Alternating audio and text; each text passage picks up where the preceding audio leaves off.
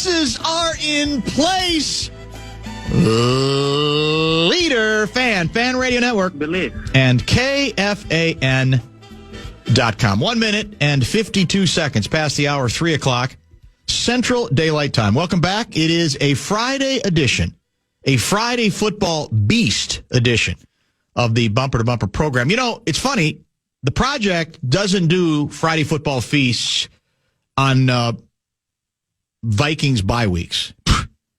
I don't know how to break it to you, but football doesn't stop just because the Vikings aren't playing. The National Football League doesn't shut down. So, yeah, we're beasting again today. Friday football beasting today, including a prediction segment with Carl Gerbschmidt at the bottom of this hour. Ben Gessling will join at 4:30. Lavelle, that could get confrontational today. I'm not going to lie to you. That's at 5:30. I'm trying to add to our guest list. I'll give you more details on that in a minute. Brett Blakemore is in for Guardsy today. My name is Dan Barreiro. I am the regular host of the program. Guardsy is on his way, might have already landed, actually, in sunny SoCal, Southern California. Gophers taking on the UCLA Bruins tomorrow night, a game that, of course, can be heard in its entirety. The Fan, I believe is it another 6:30 start? Will you double-check the time? Central Time, Gophers at UCLA. I think it's 6:30 Central. Is that correct? Is that what you have? So on the schedule here, okay, there is a 2-hour pregame, which will start at 6 on the Fan. Oh, so obviously time. It is a later start than I thought. 8 o'clock kick. 8 o'clock kick. My apologies. So that's why no Guardsy today. We have lots planned. Bradshaw and Bryan KFAN text line has been reopened. 64686. The pieces are in place. Not talking about your Minnesota Wild. I know you're excited about their opening night victory last night at the X. Never apologize for winning. We've all talked about the importance of getting off to a good start, especially with the excruciating nature of the Wild schedule early, right? But 2 home games, and then it's 7 straight on the road, I believe. Mm-hmm. Maybe the pieces will be in place for the 2024-25 Minnesota Wild. Probably have to see a little bit more evidence beyond winning the opener. We're actually pretty good in our openers, I believe. I think our record's actually quite good. We get the job done last night. What was the final score? 3-1? 3-2. 3-2. I missed that second goal. And we get it done. Outstanding goaltending from the finely chiseled goaltender, right? I mean, he's in the best shape. Your guy, Gus Bus, is apparently in the best shape of his life, and looked it. They had, in fact, he has gotten in such good shape and lost so much blubber that they had to like shave down his pads because otherwise he was going to look like so insignificant. That's what I was told. A lot of body fat lost, right? You've seen him. He looks tremendous. Everyone comes into every training camp best shape of their life. It's just fact. That's true. Yeah. But yeah, he did look really good last night. But those aren't the pieces I'm talking about. I'm talking about the pieces being in place for your Minnesota Lynx. And I got to tell you, I have... I've been around this town for a while now. Not as long as Sid was, obviously. But we're going on now 14, 30, almost 40 years. And for pure athletic theater, drama, and mythology, not to mention shock. Game 1, WNBA Finals, Lynx stunning the New York Liberty is as good as any of them. It's that good. It was, now many of you aren't invested enough to believe that, and that's okay. I'm not here to lecture you on what you are required to pay attention to. I would just tell you what I was paying attention to last night. And it was high drama, high theater at its finest. We have certainly had individual comebacks. Minneapolis Miracle tops the list, where you say, well, that's bigger, but it's apples and oranges a little bit, because that was a single play. basically, right? A single pass play, blown coverage, the whole bit.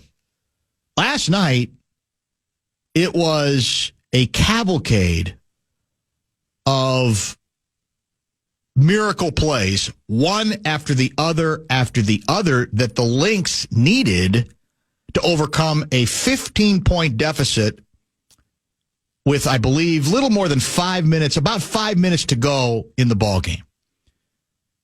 New York, the Liberty plays in Brooklyn. That place was full. That place was festive. And they were already, including many celebrities, Spike Lee among them, celebrating a Game 1 victory, one step closer to winning the WNBA title. And then the Lynx said, not so fast, my friend. I'm sure you've seen the stat. Down 15 or more in the final 5 minutes of regulation. In the history of the WNBA playoffs, teams entered last night with a record of 0 and 183. And last night, the Lynx made that history. Came back, ultimately, with a textbook, artistic, clinical game-winning shot by Nafisa Collier that embodies everything about why she is such a great offensive force. Footwork. You want to talk about, like, big fundamental footwork? Watch that play. First, she fakes and pivots as if she's going to try to score down basically on the right side of the basket. Maintains her pivot foot, turns back out in the other direction, turns again, and ends up with a fadeaway in the lane over a player several inches taller than her, and makes the shot. Now, the Lynx needed some help. Any miracle, this was kind of a slow-moving miracle. That's what makes it impressive to me. It wasn't just one blown coverage or any one play. And to that extent, you can say no one play was as dramatic as the Minneapolis Miracle. But there were a number of contributing factors to this 5-minute miracle that ultimately then went into overtime, the Lynx winning it into OT. And that included Breanna Stewart with a chance to win the game in regulation. Second of 2 free throws, it rims out. She gets an easy layup late in overtime. She blows. Just flat out misses the layup. So they, yes, had to get some help, in this case from another team that looked absolutely stunned, dismayed, and quite frankly, overwhelmed. And then there's the Courtney Williams Redemption Tour. The guard who has really meant almost everything to this team this year, injecting a different element that was very much needed. She's a score-first point guard, although she's had great stretches where she's distributed very nicely. Last night in the fourth quarter, the Minnesota Lynx needed her to score. And when you need a 4-point play and you deliver a 4-point play in the final minute of regulation, 3-point shot made, fouled, free throw, that's mythic. That is remarkable. And I'm not going to declare the series over, but I am going to say the pieces are now in place for the Lynx to indeed capture their 5th title in grand fashion. And they got to still win a couple more, right? Best of 5, they're going to go to best of 7 in the finals next year. But make no mistake, if the Lynx end up finishing off the Liberty, they've got one more game in New York Sunday, then obviously 2 games back here at home. We're all going to look back to game 1 as the game that made it all possible. Stolen from a team that was already celebrating what looked to be in great shape to maintain for game 1 home court advantage. As much fun as I've had watching a sporting event involving a local team in quite some time. It's sort of what you go, even whether it's regular season or postseason. you go in with your eyes open, knowing chances are at any given night, you might see a couple of entertaining moments. You also might see drudgery. You might see boredom. You might see not much to write home about. But every once in a while, and it can be also, like I said, in regular season or postseason, it means obviously more in postseason, you go, well, I'm going to remember this one. This one's going to be remembered a while. This one's going to be filed away in the memory banks. And let's also remember, as great as the Minneapolis Miracle was, that advanced us around. It didn't get us, it got us one round closer to the Super Bowl, but wasn't even the NFC title round. This is the WNBA playoffs final round, the championship round as well. And it was one of those days where I'm looking around, I'm yelling to other people in the house that aren't there at the moment, saying, you're not going to believe what they did. If you watched it, it wasn't just they were down 15. It felt like they were down 20, maybe 25. It felt like they were dead. It felt like they were utterly and completely buried, but they kept playing.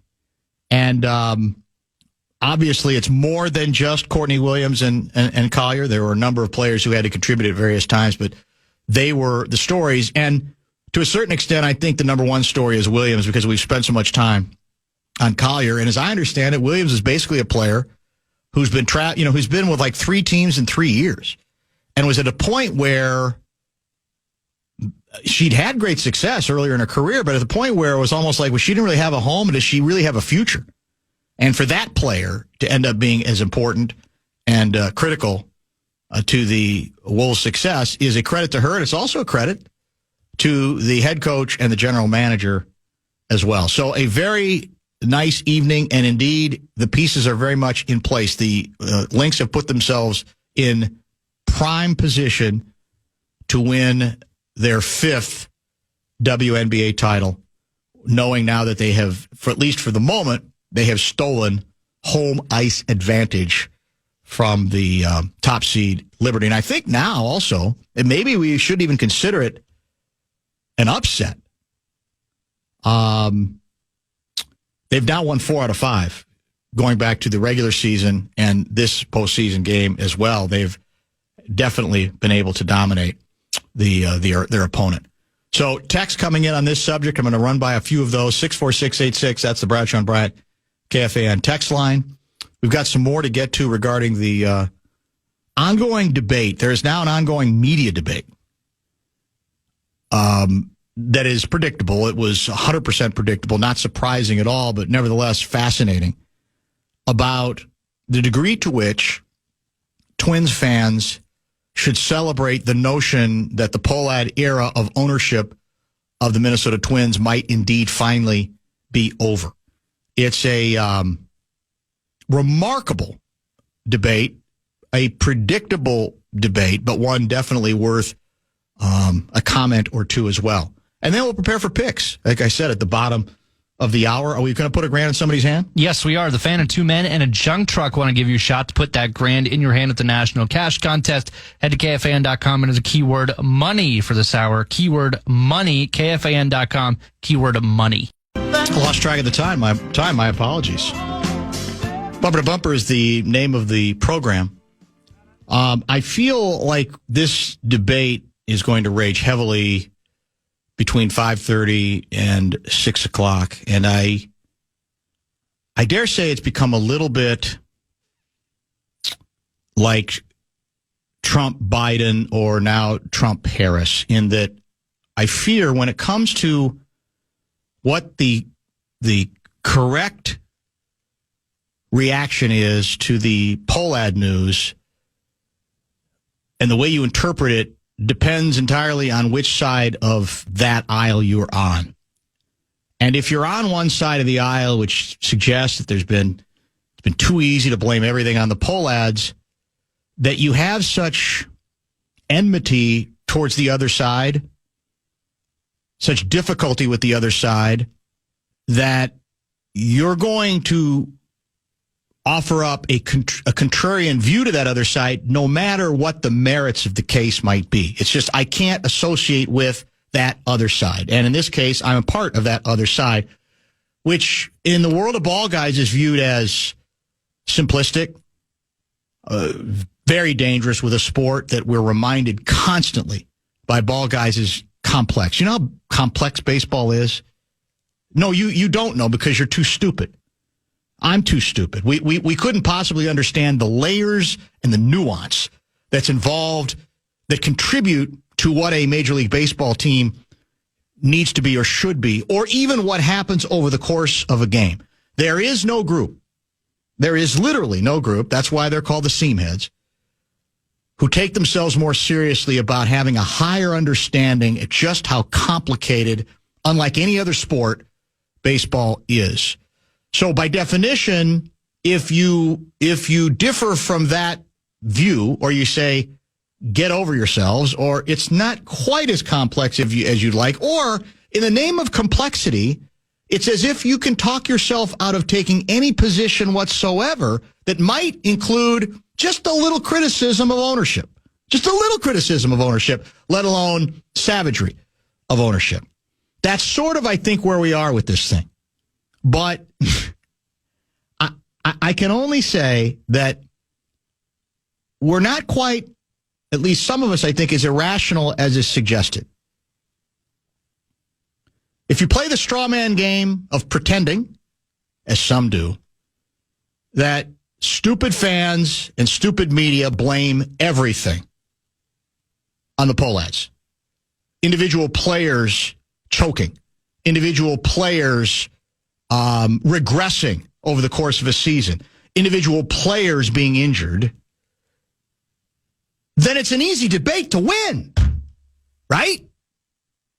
If you pretend the quote-unquote other side is saying, why can't we have a $220 million payroll? And why can't we go out and get the best pitcher on the market? If you pretend that's what people are saying, again, it's an easy argument to win. Because you say, well, that's just not very realistic. It gets tougher, and this is why there's no interest in turning the debate into reality. If you say, well, what's really being discussed and criticized is proportion. In the name of saving money, how far do you go? What's fair to expect from you from a payroll situation? And the dirty little secret that the ball guys, again, pretend that those on the other side of this equation don't understand is that even if you are an owner who spends the extra 30 to 35 million, or let's say maybe even 15 more, let's say 50 million more, it doesn't guarantee success. And again, most people get that. Most people understand that. Most fans are rational enough to understand that. But again, if you turn it into what's another example of how stupid you are, you just want to spend, and you assume as long as you spend, everything's great, then it becomes easy to dismiss the other side on this subject. We can come out, and people are, with a million stats indicating how badly several Twins players either failed or were too injured, perhaps, to contribute to giving this team the best chance to win. And all of those things would be true. But all of those things have nothing to do with what I believe is ownership's obligation. The whole point to me of being a good steward, you can do whatever you want, it's your team. But I'm allowed to evaluate you. Just like the ball guys are allowed to evaluate individual performances by players, I don't know how to break it to the ball guys. We are allowed to evaluate ownership. 100%. And it's really not that complicated. It's not that complex. The idea here is let's be able to say with a straight face, that we feel like we reasonably did as much as we could or needed to do, rationally speaking, economically responsible, fiscally responsible speaking. And it turns out we had some guys who failed us. It was not enough because we all know, even stupid, non-nuanced baseball fans know there is still no guarantee. There's examples over and over of that. But at least the owner could say with a straight face, we didn't take away resources from the year before. We'll never know if those resources were the difference, but we'll never know if they're not. It's a fact that if you take $35 million out of this payroll, two things are going to happen immediately. You're not in any meaningful way going to replace Sonny Gray in your rotation, or what Sonny Gray represents in your rotation. Can anybody with a straight face say that didn't contribute when things went badly, when other things went badly for this team, to the position they were in, to finish the season with 3 rookies in the starting rotation?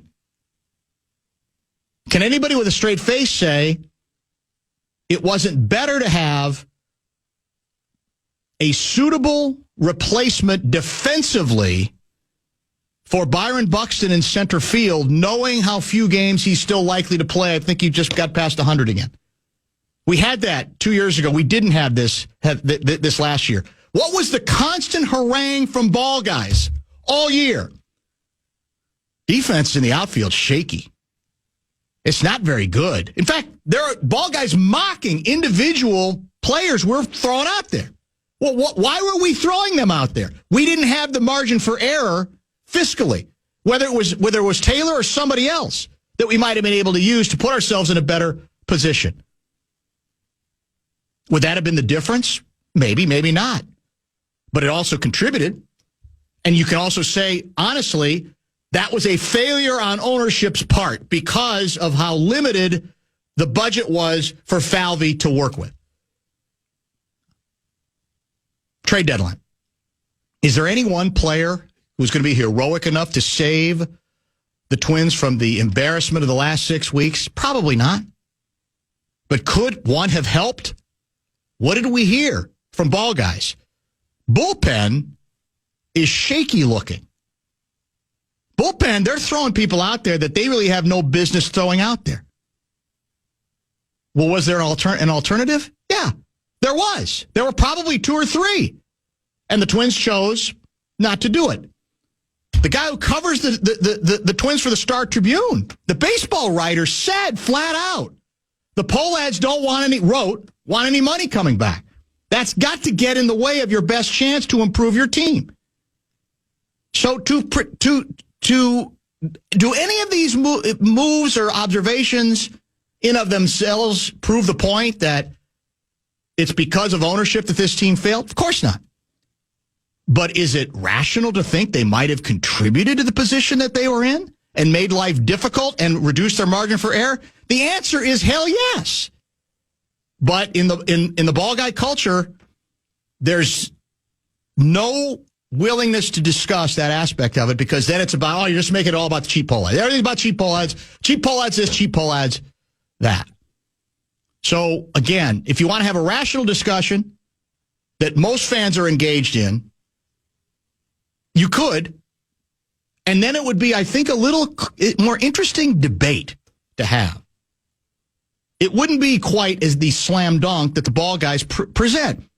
And in the ball guys world, it's presented as a slam dunk because, again, a lot of these straw men are created that don't really exist, that make the topic easier. All of this, to me, is, on the one hand, surprising, and the other hand, not so much, because we've been... I said it from the moment last year ended. I said, they're greasing the wheels on Gray. They're not going to replace him. Anybody who thought logically this was the time, there were better times than right now to do the right sizing of the payroll, whether you went public with it or not. Better times. You had a right to do it anytime you wanted to, including going into this season. But did that make even any business sense to do it?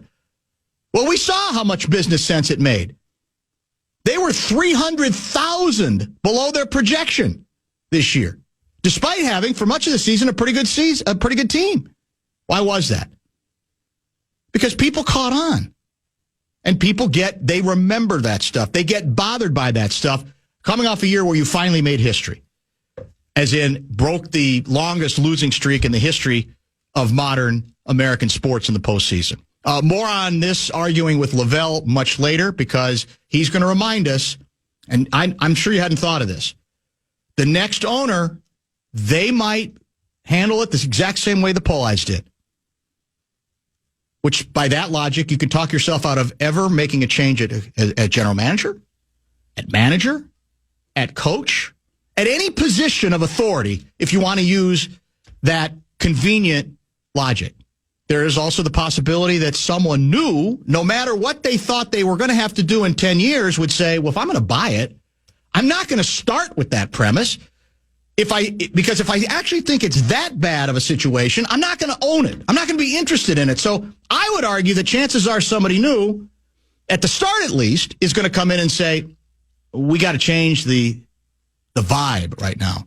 And that is, even if logically, from a bottom line standpoint, doesn't make sense, we're going to go a little bit different direction. But be prepared for it. We're going to hear it from Lavelle. The lectures have begun. They'll continue endlessly in the next several months as this story plays out, that in the end, the next group will prove that the Pohlad approach was exactly the right approach and the approach that any sane businessman or businesswoman is going to take. We're late for a break. We'll come back. We'll do predictions. Carl Gerbschmidt, that's coming up next. 40, he could go, 50, intercepted, and a touchdown to the 10, he will score. It's time for the Bumper to Bumper award-winning NFL prediction segment on the Fan. Brought to you by Continental Diamond. Some controversy. Now, to help you break down this week's games, here's your favorite NFL wonk, Dan Barreiro. We got some controversy, as I understand it. Guardsy's bitter with you, claiming that he made certain picks that then you changed unilaterally, and then he insisted on getting the picks changed in his favor because of what you did. Is that true? So let me go back through the text here. I misread his Carl? text, apparently. Hi, Carl. We got an early picks controversy involving Justin Guard and Brett Blakemore. I go with Brett. Of course you do. I'm not surprised. So what's the battle here? He claims that you missed. That he said he was going to take the Vikings, and you claimed he wasn't. So he gave me the standings, and he said you can pick the games and who I pick. Period. Okay. And I stopped reading. And I just went, okay, sounds good. But then the next sentence was, I'm taking the Vikings, whatever it is. So I just misread it. It's an L on my part. You stopped reading it. Yeah, that's a cardinal sin for a producer. Yeah, I got the information I needed and I moved on. For whatever it's worth, so that must have been the only game he got right last week, because he was 1-2. He still sits on top though at 10-5. I was 2-1. I'm now at 8-7. Gerby was 2-1, and still is solidly in last place at 5-10. Carl, are you looking for some sort of reaction from me? What I am, but not about those standings. What I do need a reaction from is you continuing to use via your website, PackerFanConnections.com, my likeness and Justin Guard's likeness without either one of us granting you permission. We said delete those photos, and you have not done it. There's a legal disclaimer on the page now. What does it read? Well, I don't know. You can look it for yourself. It's right there for the whole world to see. Well, so you think that covers you? Your conscience is clear? Of course it does, Dan. Well, Of course it covers me. Blakemore, will you find the disclaimer and then read it, what it says? I think I've got it right here. Okay. It's under one of the pictures, and it says, note, none of these people are users of PackerFanConnections.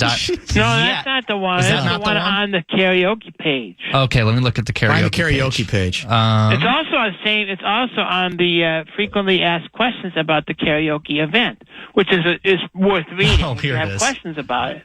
It says, legal disclaimer, any resemblance to a celebrity on these pages, even a radio celebrity, living or dead, or in Minnesota, is strictly a coincidence. It's your imagination. Your imagination. No endorsement by any celebrity who is not specifically mentioned is implied. We are legal here. How do you sleep we are at legal night? here. How do you sleep at night, man? I put my head down and I dream about the 4 Super Bowls that we won. How do you sleep at night? I sleep fine, but I don't know how you do. How many Super Bowls have you won? 0. Yeah. Well, no, actually, I've won one. I'm a Bears fan. Oh, yeah, I forgot. And we won a bunch of NFL titles before there were Super Bowls. Yeah, well, so have we. Yeah, okay. Just saying. 17 of them. We're happy for you. There are also, if you have questions about the karaoke event, you can go there because there's some things that people, are probably very interested in. What does that mean? Well, people, they're interested in, and they have some questions. About? Well, there's lots of different questions, and we answer them on the website. Maybe if you would go to the website and say, whatever you do during the segment, I don't even know. It's, What is your favorite karaoke song to sing? There's so many good ones. I like Celebration by Kool and the Gang. Yeah, I really do. You That's played a it great a lot song. over the years during this segment. I like sometimes, I'm not a huge country music fan, but sometimes those country music songs, those are really good in karaoke. I mean, I like Conway Twitty? Friends in Low Places. Oh. That's good.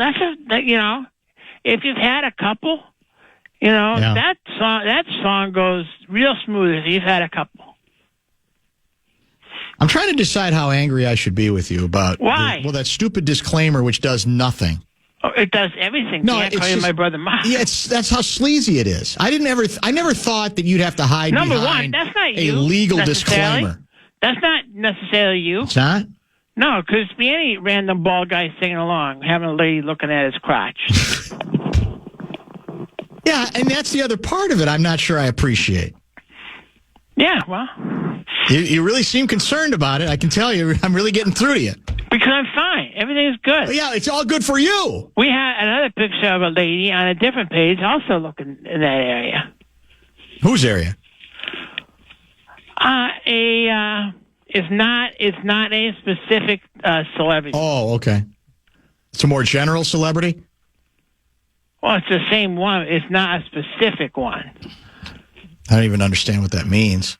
Well, it's on that page. Are it's you? On the frequently asked questions page. Are you close to being ready to reveal just how unsuccessful this whole new venture? It is not even slightly unsuccessful.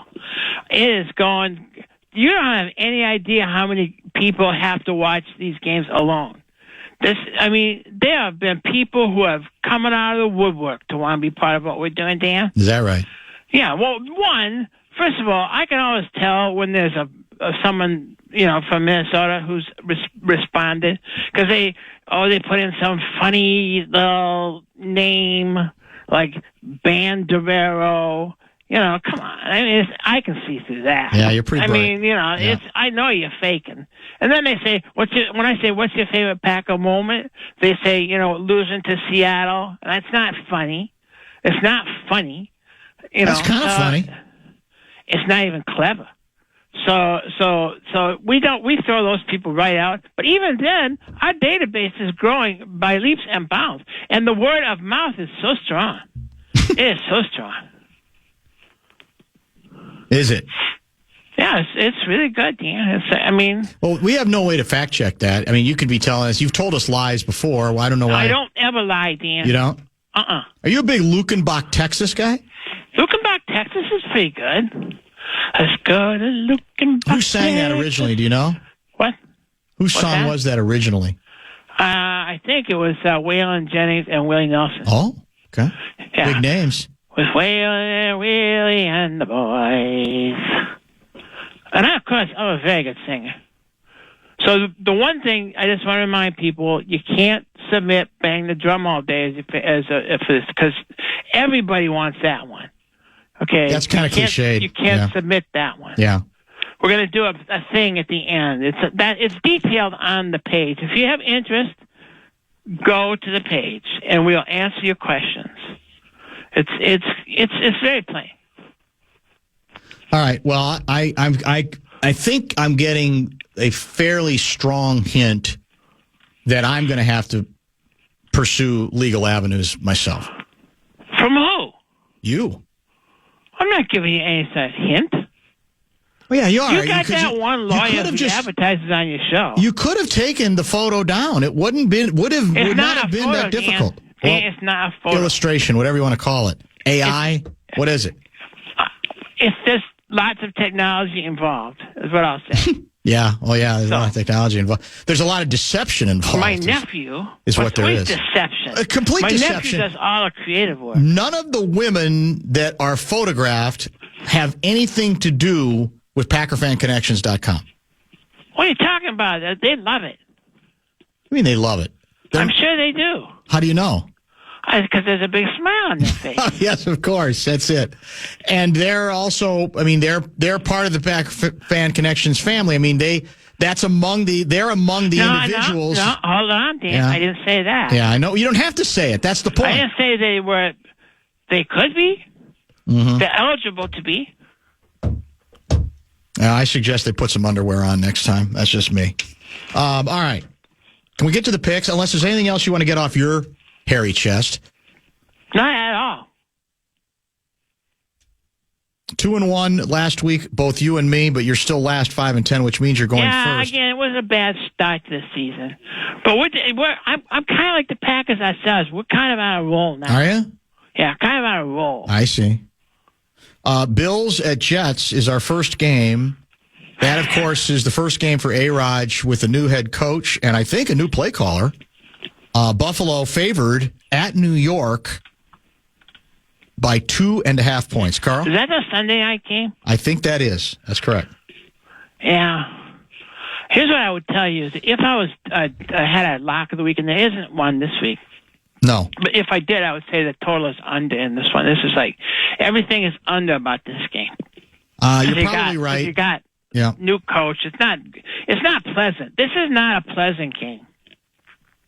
And I it's 2.5 points. You think that Buffalo is at least, even with a banged up, Josh Allen, they have still better. Even the Jets are terrible.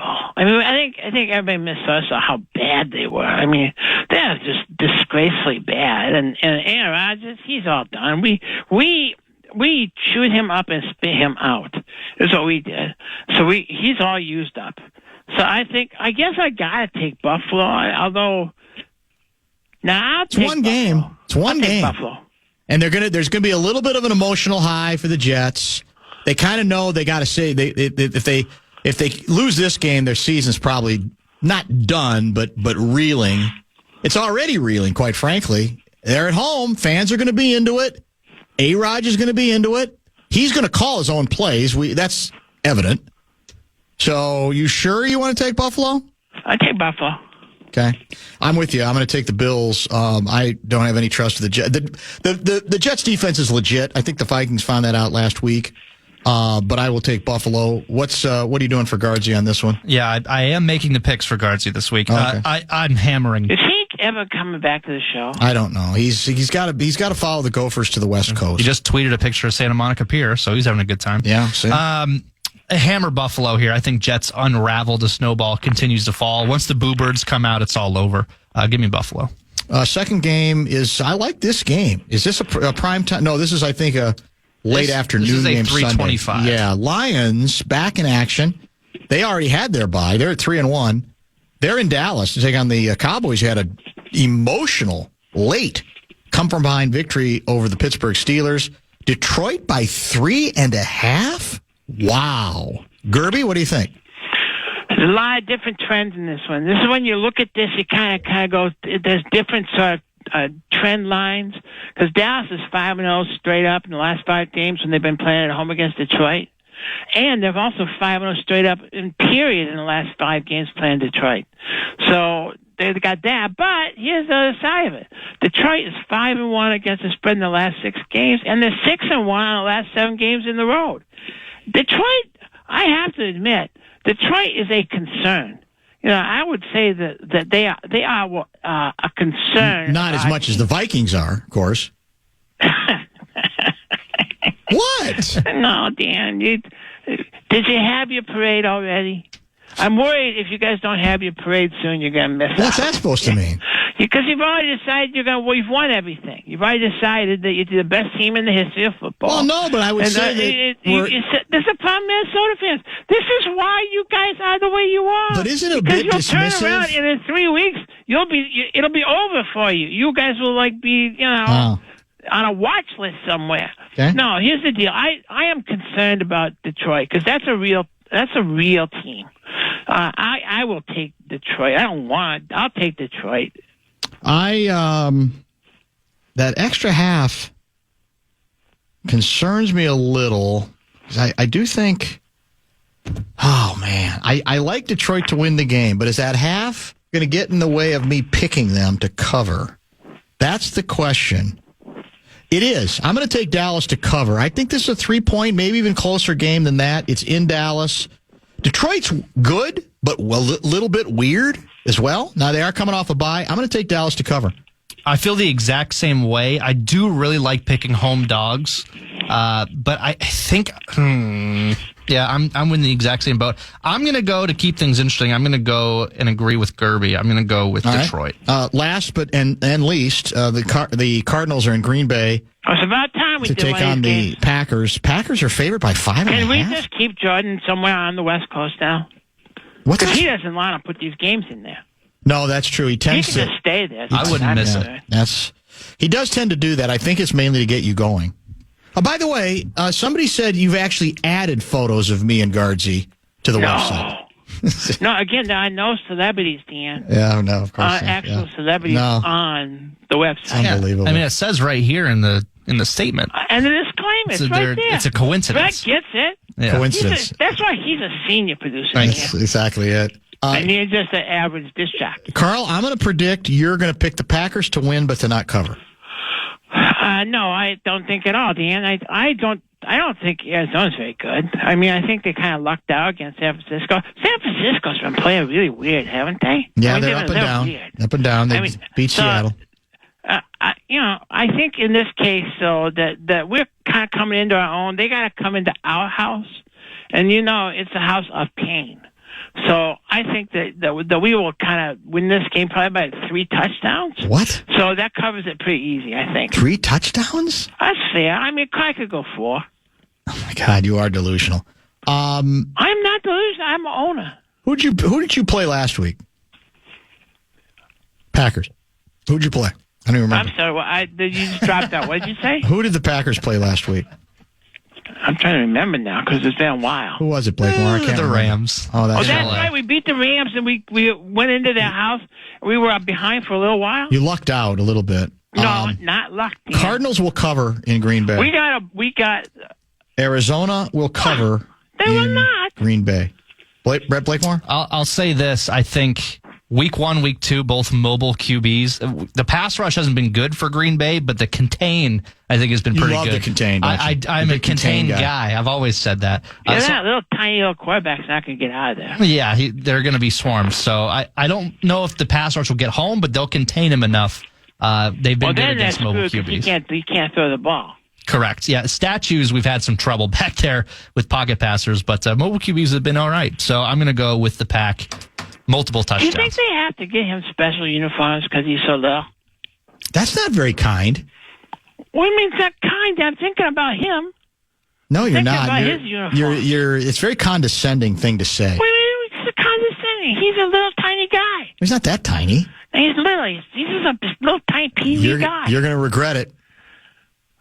No, I don't think so, Dan. I think you are. I want to encourage people. You might end up losing. If you're interested in a karaoke event, it's closed for men.